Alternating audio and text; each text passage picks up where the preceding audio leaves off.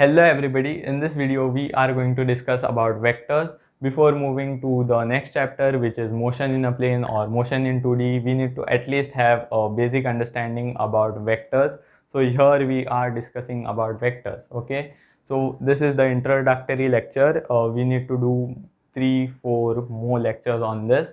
So we'll devote 3 to 4 more lectures on vectors. So today is introduction, okay. So let's begin. So basically physical quantities can be divided into two, right? Scalars and vectors. Now there are other categories also like phasors and tensors, but let's not get into that. Let's just discuss broadly. Okay, so what are scalars? Scalars, you'll say physical quantities that have magnitude only, or other way to state it is physical quantities which can be described by their magnitude. So you can completely describe a scalar by their magnitude. So any examples of this? Yes sir. Example: mass, distance or length, okay, time, mass, distance, time, speed, and others also you have work, and this goes on, okay. So etc. Mass, distance, time, all of this if you see can be represented by magnitude, okay. They can be completely described by their magnitude. If you look at mass, you'll say 5 kg, 10 kg, a particular number, right, with unit. Of course unit is also a value, right, a word with value. Okay, so mass or all of this can be represented or described by their magnitude completely. These are scalars. You need not tell direction about mass, right? 5 kg in the east direction. In some other direction, it will be something else. No, nothing like that, right? So scalars can be described by their magnitude only. And now coming to vectors, what do you know about vectors? So physical quantities that have both magnitude and direction. Okay, so you need a magnitude as well as a direction to describe a vector. So any examples of this from the previous chapter? There are so many, right? Displacement, if you remember, was a vector. Shortest distance between 2 points, shortest length, okay. Displacement, and we can say speed, velocity, acceleration, force, and this also goes on, right? Acceleration, force, blah blah blah, what's the word for it, etc. Okay, so this is actually an incomplete definition. Now if you see each of these examples, they have both, right, a magnitude as well as a particular direction, right? We'll say velocity 5 meters per second in the east direction, 5 meters per second in the north direction. You have to specify the direction whenever you are speaking about vectors. So this is actually an incomplete definition. If you go to see now, I'll tell you how. Okay, so now tell me about current. Okay, so where will you keep current? Okay, current has a direction as well as magnitude, right? Magnitude was measured in amperes, and if you draw current in a circuit diagram, you also show the direction, right? So is it a vector? Is current a vector? The answer is no, because this definition is now incomplete. So we'll complete it. Physical quantities which have magnitude and direction, and also they should obey vector laws. So obey vector laws. So vector laws is something which you will learn in the next lecture. So current does not follow any of the vector laws. They do not make any sense to current. So current will be kept under scalars. So current is a scalar which has direction, but it does not follow vector laws. So these three of I say criteria should be followed by a physical quantities for it to be a vector. So current will keep it over here. Okay. Okay, so remember the three criterias. magnitude, direction, and it should obey vector law. Here only magnitude. Okay, so if you want to note it down, you can. Okay, so let's learn about vector notations now. This was just a comparison between vectors and scalars. So let's learn about vector notations now. Okay, how do we represent a vector? So it's basically represented by a letter and an arrow on top of it.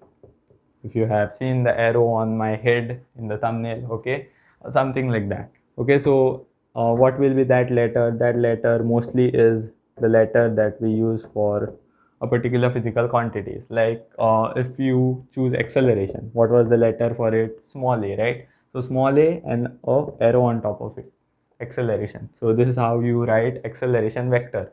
Now coming to velocity, velocity vector, how will you write it? V and a bar on it or an arrow on it. Force, now you can go on and on. F and arrow on it. Displacement, now this is the last one, okay? No making jokes. S and a arrow on top of it. Displacement was S. Okay, this is how you represent a vector, and some books also represent it in bold letters. Like instead of having this bar or arrow on top, they will just make the letter bold. So this is easy for books because they are printed. We cannot do such artwork in exam. Okay, we cannot waste time in that. So we will use this notation, arrow on top of a letter. Now coming to graphical representation. Okay, I'll have to remove this. Okay, so now let's go to graphical representation.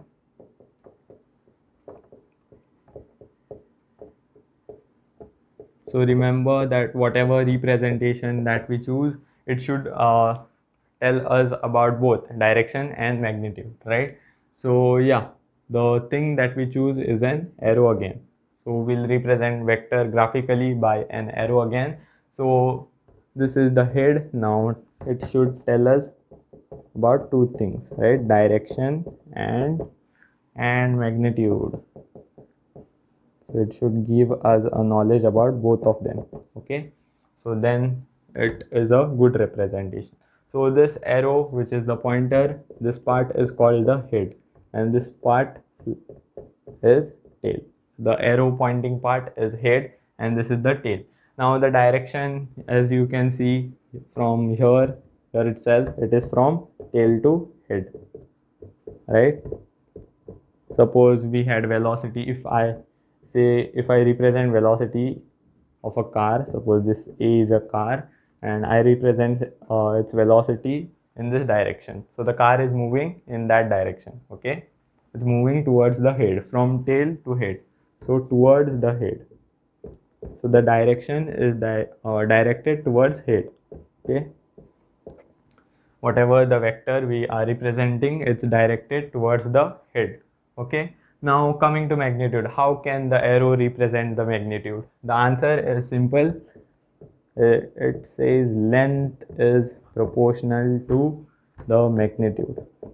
Okay, so represent the length of the arrow as the magnitude. So you have to take it proportional to. Okay, you define a scale. So define a scale basically like just how you choose for a graph, right? So anything you can choose. Suppose we are measuring displacement and it's a 5 kilometer displacement. You want to plot it on graph, so you choose this scale. 1 centimeter is 5 kilometers, right? This is a scale, right? Just how you choose it on graph. 1 centimeter is so and so units. Okay, so if the displacement is 10 kilometers, how will you represent it? With an arrow which is pointing towards that displacement in that direction, and also it should be 2 centimeters long, right? 10 kilometers will be 2 centimeters. So the length will be proportional to magnitude. You define a scale and follow it. Okay, so what if displacement is -5? I'll say -5 now. This is 10, right? This is 10 kilometers. So S in this direction. Now I said minus 5. What do I mean by minus 5?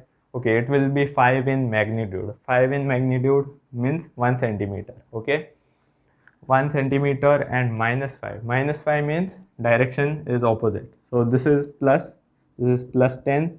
Minus 5 will be opposite to that. Okay, we'll discuss this deeply in the coming lectures, upcoming lectures. So this will be 5 kilometers, and of course it has to be half the length, right? Length is proportional and opposite direction. Okay, so that's how you represent a vector graphically. You can note that down.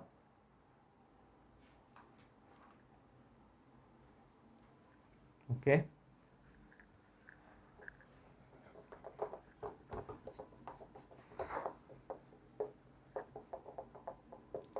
Now there is one more point, that you can move a vector parallel to itself. Like suppose you have a vector this way. So vectors can be moved parallelly. So if you move it parallel to itself, it won't change. Okay, provided you don't change its magnitude. Suppose it's making an angle theta with the reference line. This is a reference line, suppose, and it's making an angle theta. Now you shift this vector somewhere up here, okay, such that you just shift it. You just take it this way. You don't change the angle. You don't rotate it. You just take it this way over here. Okay, so here also the angle with the reference line is theta. Okay, so if you take this way, the vector, you have not changed its length. So basically, okay, you have not changed its length, you have just parallelly shifted it. So if this vector is A and this is B, vector A and vector B are same. So you can move a vector parallel to itself without changing the angle. Okay, provided you don't change the magnitude, they will remain the same or equal. Okay, we'll come to equality. So equal vectors, what do they mean? Equal vectors. So if I say vector A equals vector B, what do I mean by this? When can be two vectors equal? Easy, right? If both of them have same magnitude, if both have same magnitude and same direction.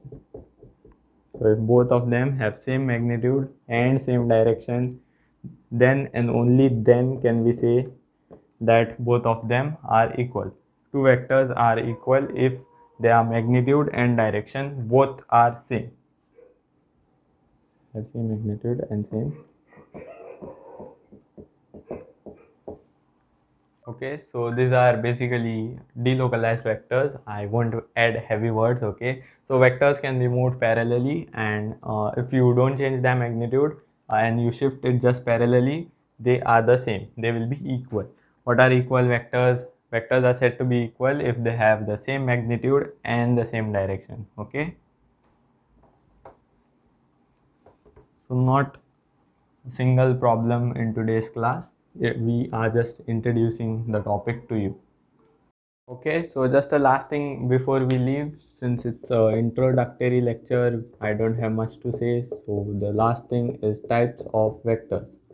Okay, so your reference book will give you piles of them, like co-initial, co-terminal, coplanar, and lot of them which are really very irrelevant. So we'll just discuss two of them which are very important.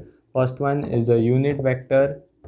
Okay, so as the name suggests, unit vector is a vector having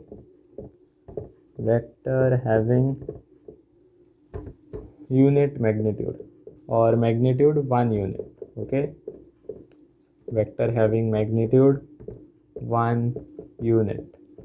Okay, so if we choose speed, it will have a magnitude 1 meters per second, 1 kilometer per hour. Okay, so vector having magnitude 1 unit doesn't depend on the direction. Direction may be any random direction, just the condition is it should have 1 unit magnitude. Okay, that is a unit vector. You generally represent it by a cap. So instead of a bar, you use a cap, a cap, and acceleration, suppose. So if it's a unit vector, you use a cap in place of a bar. Finally, coming to zero vectors, second type.